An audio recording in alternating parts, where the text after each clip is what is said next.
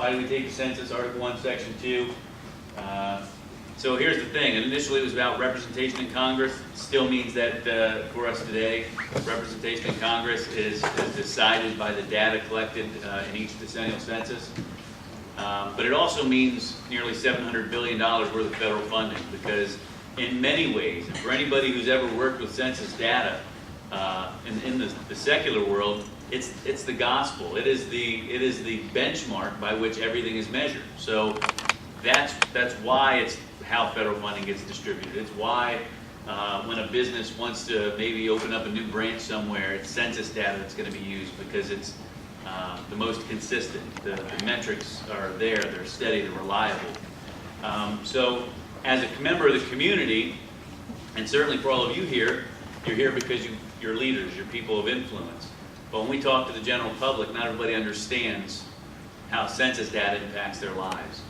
We talk about not only government, the distribution of funds, we talk about nonprofits and the people that they serve. We talk about businesses and development, infrastructure for local governments, all based on census data. The average person doesn't equate census data to potholes, or census data to the free lunch program, or census data to libraries. Census data determines which hospitals open and which ones close. We'd like to think that funding is provided to schools based on the number of children. It's not. It's based on the number of children who are counted, the number of children who are accounted for. So when schools or organizations or city ends up with a deficit of funding, in many cases it can be traced back to an inaccurate or an undercount during the census. And what makes it even more vitally important is the fact that when we take this count in 2020, it's data that you'll live with for 10 years. You'll live with it for 10 years. We do ongoing surveys that are samples that help supplement the information over 10 years, but by and large, this is the data we'll live with for 10 years. So, I'm not sure what we have here. Quick overview of the 2020 census, just to clarify a couple points. One, in this four-step process, we have established where to count. The mission of the 2020 census is to count every person once, only once, and in the right place. And while that's a very simple statement, it's a very powerful statement, because it says, first of all, that we count every person. It doesn't say we count residents, it doesn't say we count citizens, it doesn't say we count people of this or people of that. There are no labels on that. We count every person. If you have a birth date and air in your lungs, you get counted. And actually, I should say, it's only because it's the nature of this 2020 census, as long as you have air in your lungs and a birth date on April 1st of 2020, you get counted. And I say that because people often ask about pregnant women, and does the child get counted? Until they have a birth date, they don't get counted. Having air in your lungs.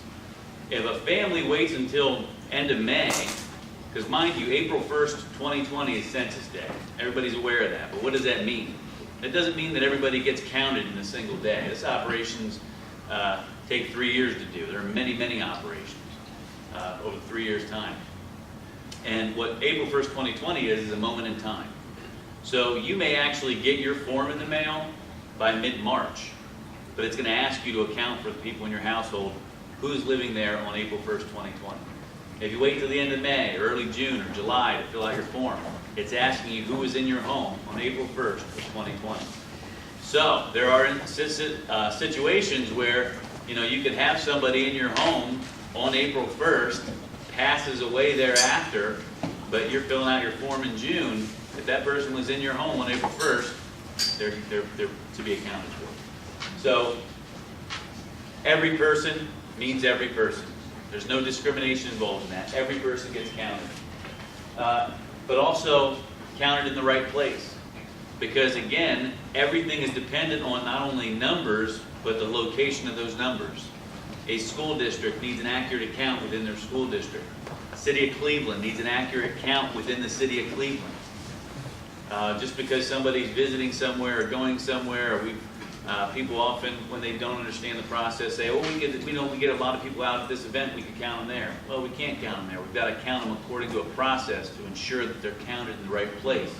Make sure that they are appropriated to the right geography, so that those organizations and governments benefit from that funding and all the things that come with that.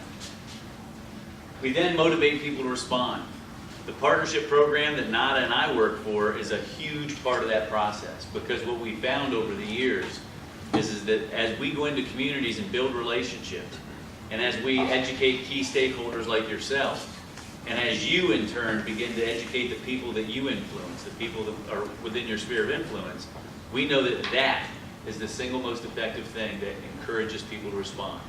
When they hear about this message, not just from the government, but from the trusted voices of their community, from their leaders, their elected officials, from their pastors and from their rabbis and from their libraries, anybody who's somebody that they're familiar with that they trust.